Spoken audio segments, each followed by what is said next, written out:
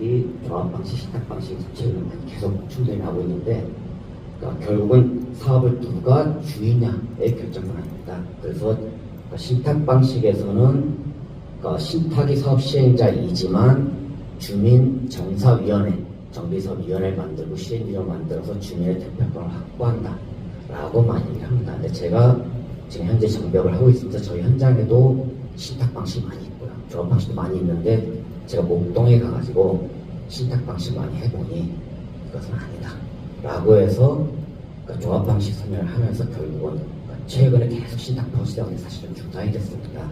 그래서 이제 그 가장 결정적인 부분이 뭐냐면, 제가 실제 신탁 방식을 해본 결과 지금도 몇 군데 진행하고 있습니다. 일단은 사업의 토지 등 소유자들의 주체라고 하는 정비사업위원회가 과연 소유자들의 집합체이냐라는 부분에서 대법원 판결로 그것은 토지 등 소유 총회에서 구성된다 하더라도 주민의 대표체가 아니고, 따라서 소송 자체도 적격 대상자가 될 수 없다. 그러다 보니까 어떤 일이 발생하냐면은, 신탁과 주민 정사위원회가 갈등을 겪었을 때, 안산에서 실제 최근에 발생된 일인데, 서로 진로에 대해서 갈등이 있을 수 있죠. 시공사 보호도 갈등이 있을 수 있으니까. 근데 신탁회사에서 안산 6단지에서 정비사업위원회를 해산시켜버렸죠.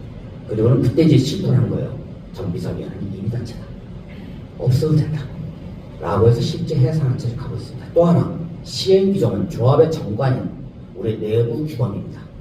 내부의 법적 효력을 간다고 해요, 정관은. 그러나 거기는 시행규정 자체는 역시 판결로 나온 내용이 신탁사와 소유자 간의 계약관계를 보지 내부 규범이 아니다 라고 판결을 하고 있습니다.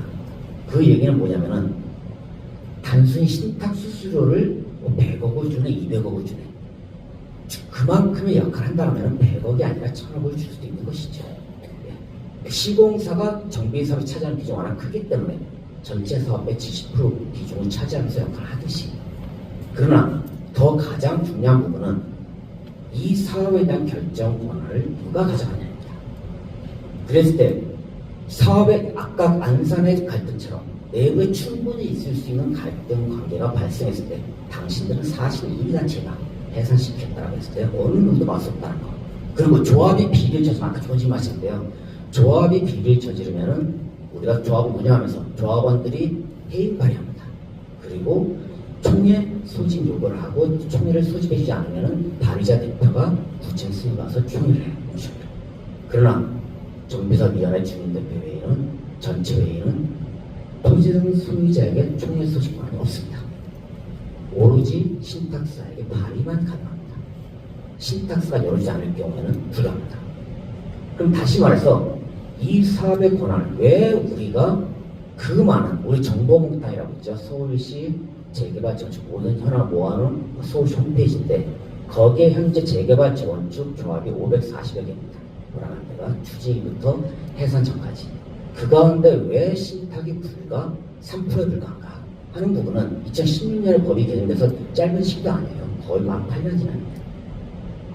초창기 2016년, 17년대 그렇게 많이 신탁이 커졌다고 멈춘 이유가 사업에 대한 결정만입니다.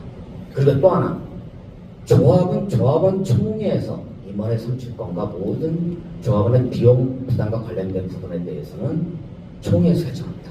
선정이 변경이죠. 시공자, 정비업자, 감정평가 설계자에 대해서 의무죠. 그러나 토지 등 소유자 전체회의라고 합니다. 신탁 방식에서. 거기에서는 조합원의 비용 부담과 관련된 부분에 계약에 대한 총회 의견밖에 없습니다. 법적으로. 다시 말해서 선정 및 변경 권한은 신탁이 있습니다. 다시 말해서 우리가 내 사업에 대한 결정 권한, 내 재산에 대한 결정 권한, 아까 여기 정비 개론에 대해서 많이 안 들면은 주민들이 아직 갇힌 상태인데도 이렇게 변경을 해요. 그러나 이 결정을 누가 씁니까? 신탁이었습니다.